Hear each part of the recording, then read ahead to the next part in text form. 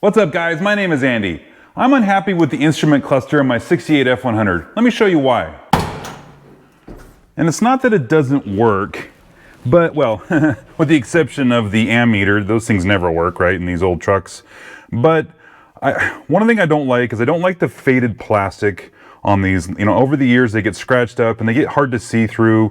And then I don't like the lack of numbers and knowing, like, for example, like my temp, when it reads cold to hot, what does that mean? You know, and every vehicle runs a little bit different depending on the cooling system and how hard you run on the vehicle.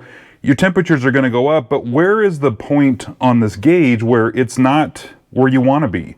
Same thing with the low and high oil pressure. Well, what is it supposed to be? There's a range, there's like a thick bar down there that's supposed to be in this range, but what does it need to be? And so I don't care for that kind of stuff. And I like to have gauges like this tack that has numbers on it. You know, with the speedometer, I'm not wild about the horizontal thing, but that's just what it was. I thought about getting a new instrument cluster. You know, you can buy these things that are refurbished, they're all freshened up and kind of, they're digital and they're more, they fit today's, you know, what we need today. But in the end, these things are expensive. And I don't want to spend, you know, upwards of $1,000 to replace this with something that looks just the same thing that I have. I want something different. So I'm going to go with an aftermarket set of gauges. This is something that can be expensive as well, depending on what gauges you buy and what you're trying to do. There's different styles and flavors and colors and sizes even. You can get larger tack and speedometers or smaller ones, larger gauges, all that kind of stuff. But with what I got here is just your standard 6-gauge set. We're gonna have the tack and the speedometer, we'll have the fuel and the oil, we'll have water temp, and then we'll have the voltmeter, which I know that the ammeter that I have there, that kind of stuff, that information is not as useful as it used to be. That's the reason why they don't put them in cars anymore. Nobody really cares about the amperage of your system. We wanna know if the battery's dead or not, right? So I'm gonna put something like this in the truck, and it's gonna give that kind of race feel because of the gauges that I'm going to put in here. I did something similar in my 66 Mustang. A lot of you guys saw that video. It's going to be more or less the same setup. I'm more happy with those gauges, and I've got a way a drawing that I put together to wire this up, so it's going to make it even simpler for this setup because it's going to be a lot of the same stuff. Let's go over to the bench and show you the parts we're going to put in here. One thing I like about this setup here is it's got these little pre-made lights for the blinkers that we're going to put in the back here. In my car, I had to make a bulb set, and I had to buy something that sort of fit, sort of worked with the same kind of dash piece that I bought for the Mustang. But I like for this truck that it comes with something like that, and it's even got the, you know, the arrows, which is great. But we could plug that guy in there in the back, and it'll be good to go. So I do like that. And then of course they include screws, the screws that we need for the perimeter of this. So I like that. They're all black and they match what we got going on here. For the gauges, I'm going to go with the Autometer Sport Comp gauges. Again, the same gauges that I put in my Mustang. I like this design. I like the black face with the white letters. I like the orange needle. I just like that setup. So I went ahead and in fact, I've been working on doing this for a while. I've been waiting to find deals on the gauges and buying the stuff as I can find it, and to, you know, hopefully save a couple bucks on this, because, you know, again, it can get expensive, but when you chip away at it and buy what you need when you can find it, it works pretty good. So again, we got fuel. This is important for the Ford guys. I believe it's 73 ohms empty and 10 ohms full. I think that's how it goes. You need to make sure you get the right ohm rating for these so that it matches your fuel sending unit in the truck. We got a voltmeter. This is the oil pressure. And then I've got the oil sending unit. I don't know if the one that's in the truck has the range that works with the resistance that this thing's looking for. So I went ahead and picked up one of these from Autometer, so I know it'll work with this. But if one of you guys know that the stock unit will work with this, and that's probably some good information we could have. And then the last one is the water temp. What I did not buy for this is this temperature sending unit for the truck. I'm going to use the one that's in there, but if I'm finding that the gauge is not reading right, I'll just have to get the sending unit for it. I'm going to take a chance on that one for right now. So these are the gauges, and then the only thing that's not here is the tack, because that's in the truck, so I got to pull that out when I start pulling everything apart. And here's a couple things that we're going to need. I went ahead, you can go online and get these kind of wiring diagrams. So what I did is, this is for my truck, so the 68 F100, that's what I have. You know, I'm looking for the wires and the colors of the oil sending unit wire, the temperature sending unit wire, the fuel sending unit wire. I want those three, so I marked them on here so I know what they are when I pull the dash out. And then I've got the tack wire, which I already know what that is because I made that wire when I put the tack in, so I'm good there. And then the blinker wires, we'll need to identify those, and then we need to get a switched 12-volt source to power the gauges, and then we're going to tap into the light circuit of the truck so that we can light these things up when the lights are on. And the other diagram that we're going to need, and I made this for the Mustang. This is not going to be perfect for this truck. I'm going to do something similar with the connectors. I'll tell you that in a second. But what I've got here is, because I have the same gauges, and they're actually the same part numbers. I'll put all the part numbers for this stuff in the description below. But it's the same wiring. And what I did for the Mustang is I was trying to color code it so I could keep track of all the red wires was the 12-volt source, the black wires were the ground, then I had fuel, oil, water, and then the tach signal. This is going to be very, very similar to the truck. So I'm going to just use this because I used it last time and everything still works, so we're going to do that. And then for the connectors, you can buy these kinds of generic connector kits. The reason why I like these is it's got the pins that we're going to need, and then you've got a male and female connector. And what I'm going to do is I'm going to set it up so that I've got, like, I'm going to use the 6 connector, the 6 pin. I'm going to use a 4 pin. And I think I only need 9 or 10 circuits to make this work, but I'm going to do that. And then I think I'm also going to do a 2 pin. And the reason why is it'd be great to have everything in one connector, but I don't have one that's that big. But what I want to do, I'm going to like maybe have the blinkers on this setup so that we've got the right and left blinker there, and then we'll have like the oil sending unit and the water temperature sending unit, all that kind of this one, and then maybe power and ground in this one, something like that, because I don't have a connector that's going to encompass all of them.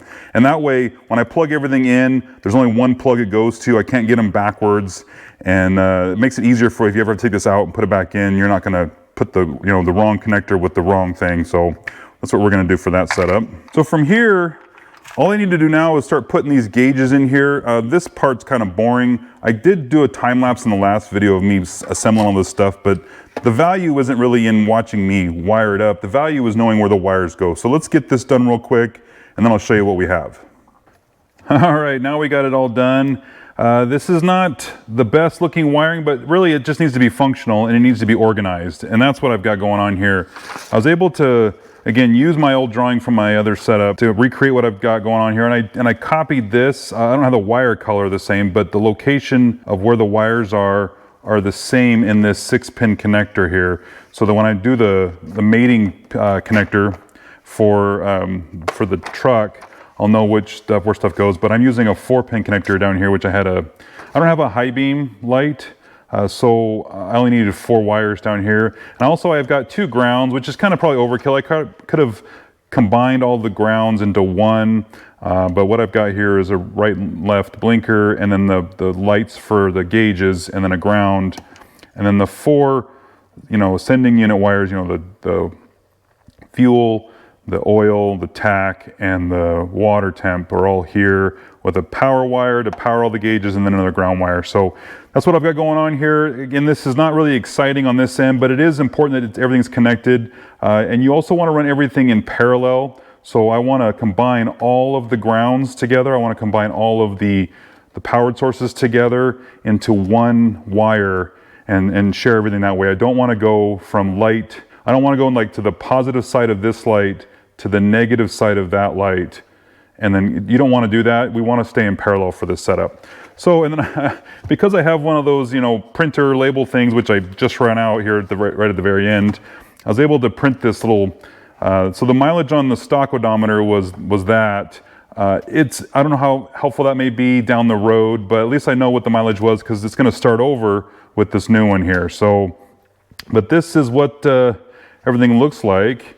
I think this looks fantastic. Everything is going to come out really good, and everything. I like the black trim here. This is going to be good. So from here, let's go to the truck and take a look at what we got there. Oh, I also forgot to mention, I did a video in the past where I put this tach in the truck and I messed up the studs for the mounting system in there, partly because I was using this cup to hold everything and it didn't matter. I figured, I even said in the video, that's a future problem for Andy, and it was. I had to make new brackets, and I had to have an extra bracket here to hold everything in place because it's not as sturdy as like the stock stuff. So anyways, that's what I had to do there. And then here's the spoils of war, right? This is what's left over, all the wires and all the connectors and stuff like that we had to use, and that's just common, right? So in the truck, we need to get the old dash out, we can do that. I'm gonna put the camera down, but I'll pull the screws out, and then I gotta get the speedometer cable from the back, and I'll pull it forward, and let's take a look at the back and what we need to do there. So now that we got the dash out, the important parts here are to pay attention to the wires that we're gonna need. And remember, I had that sheet where I was identifying the wires, like the sending unit wires that I need, and they're numbered on the sheet, and you can follow the paint or the color code down here below. So I wanna isolate those wires and set them aside. There's gonna be some wires that we're not gonna need anymore. Some of the, like there's a couple of light bulb wires in here. This power regulator, voltage regulator, we're not gonna need that. This blinker, we'll keep this intact because this is just the hazard relay so we'll just take that wiring and just set it aside. But what I think I'm gonna do is, for now, I'm gonna leave this connector as is and just cut the wires here. Leave them long enough, if I ever needed to go back to this dash, I could splice them back in, but then I'm not destroying what I have in the factory here and what's on the dash and the instrument cluster. I do plan to rewire the truck down the road, do a whole wiring harness down the road, but for now, I don't want to make this a one-way trip. So I'm probably just going to take this apart here. We'll cut that off and find out the wires I need to keep. We'll just tape off the stuff I don't need, and then identify the wires that we do need and start getting them ready to put in that little connector that we're going to hook up to this. All right, so now we got all the wires organized and labeled. I've got the wires on this side of the steering column that I know I'm going to keep. These wires on this side I'm not going to keep, but I'm going to, like, for example, like some of these have bulbs on them, like the instrument lights and stuff like this is the high beam light. I don't have a high beam right now in my dash, that new dash, so I can add an LED down the road, but for now, I want to mark the wire, but I'm not going to use it. So I'll just cut the wire and then tape it off and then put the bulb back inside the instrument cluster. Same thing with, like, there's two dash lights, so one of them I'll just cut off and put in there and tape this off, and then the other one I've got going to light up the new dash. And then there was the ammeter wires and stuff like that. So I got this stuff, I'm just going to cut everything off and attach it to the back of the instrument cluster, then tape them off and just tuck them in the back here. There's no reason to cut off this plug. In fact, really, if I could have found out what plug this is, it'd have been nicer just to buy the other end of this, and then all these wires are right there. I could have just made it right to that. That'd have been fantastic, but you know, hindsight's 20/20, I guess. So, all right, so I'm gonna go ahead and get this stuff marked up. Again, I've got all these wires. These are the ones I'm gonna keep, and I got everything labeled. So I'm gonna go ahead and pin everything and get ready to put in the new dash. But this guy can go away. We don't need him anymore. And we're ready to finish this part. All right, I got all the wires plugged back into the dash. Again, I'm gonna set this on the side and hold on to it. There's no reason to get rid of it right now, but that's ready to be hooked up again if I ever needed to go back.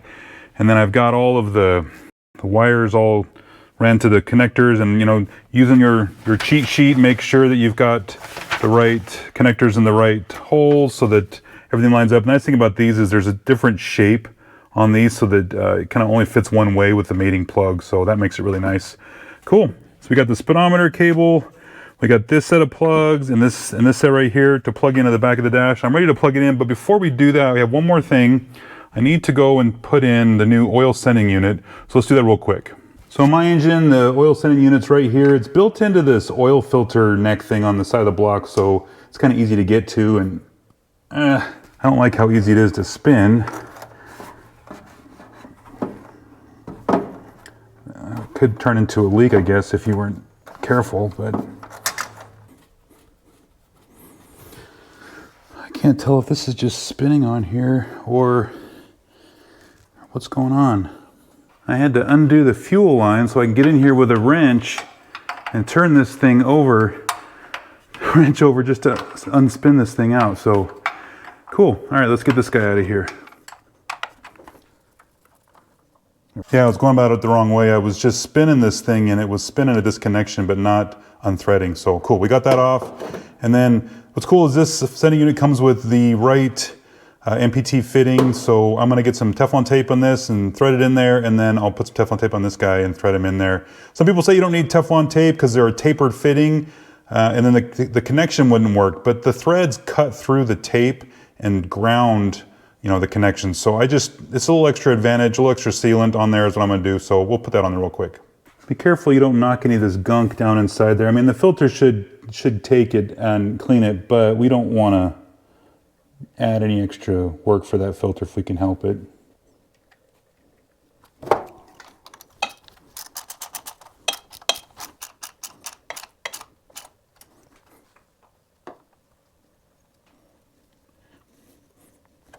We're gonna use a 9/16 wrench just to tighten this guy down. There we go. Now on the top here, there's a nut, but we're just gonna put this wire back on the stud. So let's take that nut off and then we'll just push the wire on. Don't need this little lock washer on here. And we'll just push this guy on the stud.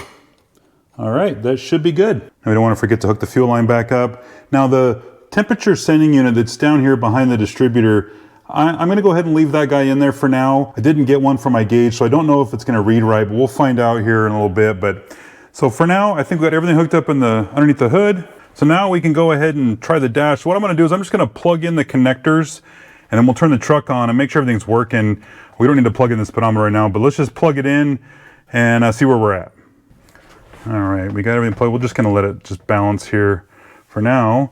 So let's turn on the truck. Okay, so the first thing, voltmeter, that's working, yay. That shouldn't be reading anything, but oh, we got gas. That's good, so that one's working. So let's take it out of gear, give it some gas, pull the choke.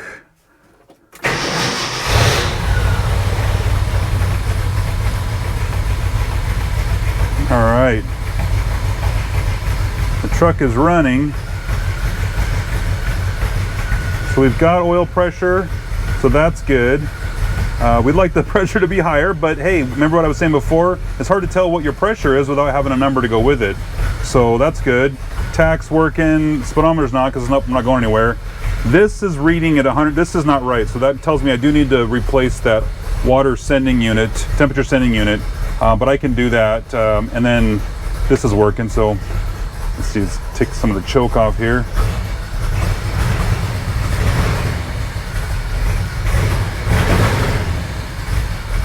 Alrighty, let's see about the blinker.